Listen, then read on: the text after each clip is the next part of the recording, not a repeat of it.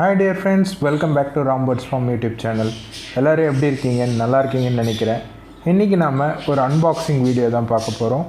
அதாவது சன்கான்யூர் சிக்ஸ் நம்ம எடுத்துருக்கோம். 22 days old சன்கான்யூர் சிக்ஸ் எடுத்துருக்கோம். டோட்டலாக 3 சிக்ஸ் எடுத்துருக்கோம். இதோட ப்ரைஸ் டீட்டெயில்ஸ், அப்புறம் இதுக்கு எப்படி ஃபீட் பண்ணுறோம், இது எப்படி கேர் அண்ட் ஹேண்டிலிங் இதெல்லாம் எப்படி பண்ணணும், ப்ளஸ் இது வீனிங் ஸ்டேஜில் எந்த மாதிரி பராமரிக்கணும், இதெல்லாம் பற்றி தான் இந்த வீடியோவில் நம்ம முழுக்க பார்க்க போகிறோம். இந்த வீடியோவை நீங்கள் ஸ்கிப் பண்ணாமல் பாருங்கள். அப்போ தான் நான் சொல்லக்கூடிய ஒரு இன்ஃபர்மேஷனும் உங்களுக்கு கிளியராக புரியும். நம்ம சேனலை நீங்கள் இன்னும் சப்ஸ்கிரைப் பண்ணலாம், மறக்காமல் சப்ஸ்கிரைப் பண்ணிக்கோங்க. நிறைய பேர் முழுசாகவே வீடியோ பார்க்கல, ஏன்னா பார்க்காம தான் கமெண்ட்ஸில் தேவையில்லாத கொஸ்டின்ஸ் கேட்டுகிட்டு இருக்காங்க. அதாவது உள்ளே நம்ம சொல்லியிருக்கக்கூடிய ஆன்சரை வெளியே கொஸ்டின்ஸாக கேட்குறீங்க. ஸோ வீடியோ ஃபுல்லாக பாருங்கள், ஸ்கிப் பண்ணாமல் பாருங்கள். அப்போ தான் நான் என்னென்ன சொல்கிறேன் அதெல்லாம் புரியும். ஸோ மேக்ஸிமம் நான் ஒரே கிளிப்பை திருப்பி ரிப்பீட் பண்ணிகிட்டு இருப்பேன். ஏன்னா பேர்ட்ஸை பொறுத்த வரைக்கும் நான் ஆல்ரெடி போட்டிருப்பேன். ஃப்ளாஷ் லைட்டோ அதிகமாக அதை டிஸ்டர்ப் பண்ணக்கூடாது. ஸோ அதனால் இந்த மாதிரி என்னோடய கிளிப்பிங்ஸ் எல்லாமே சின்ன கிளிப்பிங்ஸ் ரிப்பீட் ஆகிட்டே இருக்கும். ஆனால் இன்ஃபர்மேஷன்ஸ் மட்டும் கொடுத்துட்டே இருப்பேன். இந்த சிக்ஸை நான் எடுத்து 2 days கிட்ட ஆகிடுச்சு. இப்போது ஓரளவுக்கு செட்டில் டவுன் ஆகிட்டாங்க. இவங்களுக்கு பார்த்திங்கன்னா நான் கேட்டே எக்ஸாக்ட் ஐஃபேட் ஃபார்முலா தான் கொடுத்துட்டு வரேன். இந்த ஃபார்முலாவோட காஸ்ட்டு பார்த்திங்கன்னா 2500 ரூபா வருது. இது நான் 3 டைம்ஸ்லேருந்து 4 டைம்ஸ் கொடுத்துட்டு வரேன். எப்பப்போலாம் எனக்கு தோணுதோ, அதாவது அதோட க்ராப் எப்போ குறையுதோ அந்த மாதிரி டைமில் நான் அதுங்களுக்கு கொடுத்துட்டு வரேன். எந்தெந்த டைமில் கொடுத்துட்டு வரேன், அதாவது 4 டைம்ஸ் கொடுக்கும்போது காலையில் 6 மணிலேருந்து 7 மணி இந்த டைமில் 7.5 ml கொடுக்குறேன். அடுத்து மதியம் 12லேருந்து 1 மணிக்கு 7.5 ml கொடுக்குறேன். 4லேருந்து 5 மணி இந்த டைமில் சாயங்காலம் 6 ml கொடுக்குறேன். நைட்டு 8 இல்லை 9 10 மணிக்குள்ளே பார்த்திங்கன்னா 7.5 ml ஹேண்ட் ஃபீடிங் ஃபார்முலா நான் கொடுத்து முடிச்சிடுவேன். ஒரு டைல்யூட்டட் ஸ்டேஜில் தான் நான் கொடுப்பேன். ரொம்ப திக்காகவும் கொடுக்க மாட்டேன், ரொம்ப தின்னாகவும் கொடுக்க மாட்டேன்.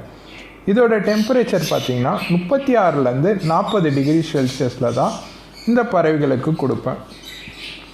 சூடு ஆறி போச்சுன்னா அதுங்களுக்கு செரிமான பிரச்சனை வரும். சூடு அதிகமாக இருந்துச்சுன்னா அதுங்களோட க்ராப் எரிஞ்சிரும். ஸோ ரெண்டுமே பிரச்சனை. அதனால் மிதமான சூடு, நம்ம உள்ளங்கை தாங்குகிற அளவுக்கு இருக்கக்கூடிய சூடில் நம்ம கொடுக்கணும். அந்த மாதிரி நல்ல பிராண்டாக இருக்கக்கூடிய ஃபார்முலாஸாக கொடுங்க. கேட்டே எக்ஸாக்ட் கொடுக்கலாம், நியூட்ரிபர்ட் A19 கொடுக்கலாம், அதுக்கப்புறம் லோரோ ஹேண்ட் ஃபீடிங் ஃபார்முலா கொடுக்கலாம். இந்த 3 type of hand feeding formulas என்னை பொறுத்த வரைக்கும் சன்கான்யூர்ஸ்க்கு பெஸ்ட்டாக இருக்குது. இந்த மாதிரி மன்னா ஹெல்த் மிக்ஸு, சர்லாக்கு, அதுக்கப்புறம் பெட் லைஃப் கூட அது கூட தேவையில்லை.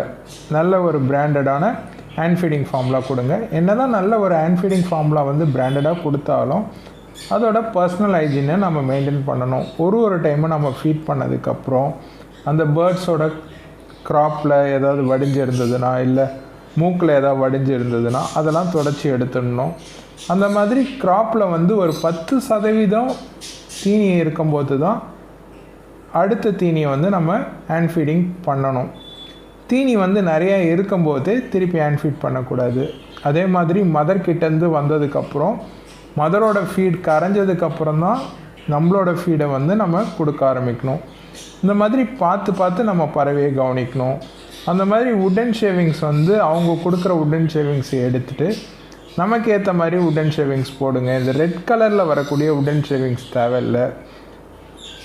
உட்டன் ஷேவிங்ஸ் ஒரு நாளைக்கு 20% எடுத்துகிட்டு அதுக்கப்புறம் கொஞ்சம் ரீஃபில் பண்ணுங்கள். ஏன்னா பழைய டாய்லெட்லேயே இது பண்ணி அதில் இருக்கக்கூடிய இன்ஃபெக்ஷன்ஸ்லாம் நம்ம பறவைகளுக்கு ஏறுறதுக்கு நிறைய வாய்ப்பு இருக்குது. அது மாதிரி அடிக்கடி அதோட டைஜஷனை மட்டும் ப்ராப்பராக பார்த்துக்கோங்க. செரிமான பிரச்சனை இல்லாமல் இருந்தாலே பறவைகள் எப்பயுமே ஆரோக்கியமாகவே இருக்கும். அதே மாதிரி நம்ம பறவைகளை நல்லா கதகதப்பாக வச்சுருங்க. கதகதப்பாக வச்சுருக்கும்போது அதோட செரிமான பிரச்சனையும் எதுவுமே வராமல் இருக்கிறதுக்கு வாய்ப்பு இருக்குது. அடுத்து முக்கியமாக எல்லோரும் எதிர்பார்த்துருந்த இதோட ப்ரைஸ் டீட்டெயில்ஸ். டோட்டலாக 3 சன்கான்யூர் எடுத்திருந்தோம். மூணுமே ஒரே ஏஜ் தான், கிட்டத்தட்ட 22 வயசு ஓல்டு சிக்கு தான். ஒரு சிக்கு மட்டும் 6500 ரூபாய்க்கு எடுத்தேன். மீதி 2 சிக்கு ஒரு சிக்கும் 7000 ரூபாய்க்கு எடுத்தேன். இதுவே வந்து ஒரு 4 மாதம் இல்லை 3 மாதத்துக்கு முன்னாடி பார்த்திங்கன்னா ஒரு சிக்கு வந்து 5000 ரூபா 5500 ரூபா அந்த ரேஞ்சுக்கு கிடச்சிருந்துச்சு. இப்போ கொஞ்சம் லாக்டவுன்ன்றதால கொஞ்சம் சிக்கோட ப்ரைஸ் கொஞ்சம் ஜாஸ்தியாக இருக்குது. இப்போ இந்த 2 சிக்கோட ப்ரைஸ் வந்து 14000க்கு எடுத்தேன். அப்போ டோட்டலாக ஒரு சிக்கு 6500 ஒன்று, 14000க்கு 2 சிக்கு ஒன்று, 2 சிக்கு. இதோட டோட்டல் காஸ்ட்டு பார்த்திங்கன்னா 20500 ரூபாய்க்கு இந்த 3 சிக்கும் நான் எடுத்திருக்கேன். இந்த 3 சிக்கு வந்து க்ரோத் ஆனதுக்கப்புறம் எப்படி இருக்குன்ட்டு ஃப்யூச்சரில் வந்து வீடியோ வந்து அப்லோட் பண்ணுறேன். அதுக்கப்புறம் பார்த்திங்கன்னா நிறைய பேர் ஒரு டவுட் கேட்டிருந்தாங்க, இந்த மாதிரி சிக்ஸு ஹேண்ட் ஃபீடிங் ஃபார்முலா கொடுக்குற சிக்ஸ்க்கு வந்து தண்ணி கொடுக்கலாமா? கொஞ்சம் அப்பப்போ கதகதப்பான தண்ணி கொடுக்கலாம், அதிகமாக தேவையில்லை. ஏன்னா நாம் தான் வந்து ஹேண்ட் ஃபீடிங் ஃபார்முலாலே வந்து தண்ணியை வந்து மிக்ஸ் பண்ணி கொடுக்குறோம். ஸோ அதனால் தண்ணி வந்து அதுங்களுக்கு தேவையில்லை. சுத்தமாக நம்ம வந்து அந்த இடத்த வந்து மெயின்டைன் பண்ணி வச்சுருந்தாலே போதும், கதகதப்பாக வச்சுருங்க. அந்த மாதிரி சில பேர் வந்து பேர்ட்ஸ் வந்து ஃப்ளெட்ஜ் ஆகிறதுக்கு முன்னாடி, அதாவது அது லைட்டாக பறக்க ஆரம்பித்தோடனே ஃபெதர்ஸை வந்து கிளிப் பண்ணுறீங்க. தயவுசெய்து அந்த மாதிரி கிளிப் பண்ணாதீங்க. பேர்ட்ஸ் நல்லா பறக்கணும். இது மாதிரி கிளிப்பிங்லும் பார்த்தீங்கன்னா ஒரு 5 அடி 6 அடி பறக்கிற அளவுக்கு கிளிப் பண்ணுங்கள், அதிகமாக கிளிப் பண்ணாதீங்க. தென் ஸ்லோவாக வந்து ஃபீடு வந்து இன்ட்ரடியூஸ் பண்ணுங்கள். நிறைய பேர் வந்து லாஸ்ட்டு வரைக்கும் வந்து ஹேண்ட் ஃபீடிங் ஃபார்முலாவிலே பழக்கப்படுத்துகிறீங்க. பேர்ட்ஸே வந்து ஒரு மாதிரி டேமேஜ்டு ஆன மாதிரியே இருக்குது. அந்த எக்ஸ்ட்ராவாக மேலே இருக்க சொட்டி இருக்கக்கூடிய அந்த ஃபார்முலாஸ் எல்லாத்தையும் நல்லா தயவுசெய்து தொடச்சி எடுங்க. பேர்ட்ஸ் வந்து ஹைஜீனாக இருந்தால் தான் பேர்ட்ஸ் எப்பயுமே ஹெல்த்தியாக இருக்கும்.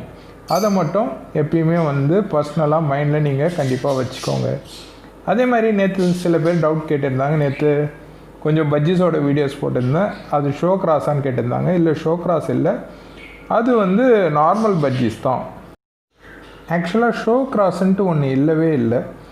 பழைய லைனேஜ் ஒன்று இருந்துச்சு. அந்த லைனேஜ் தான் வந்து இப்போ ஷோ கிராஸ்ன்னு எல்லாமே சொல்லிகிட்டு இருக்காங்க. இம்ப்ரீட் பண்ணி பேர்ட்ஸோட சைஸே குறைச்சிட்டு கடைசியில் அதை தான் வந்து இன்றைக்கி ஷோ கிராஸ்ன்னு சொல்லிகிட்டு இருக்காங்க. ஸோ நான் எடுத்தது வந்து ஷோ கிராஸ்லாம் இல்லை, நார்மல் பஜ்ஜிஸ் தான்.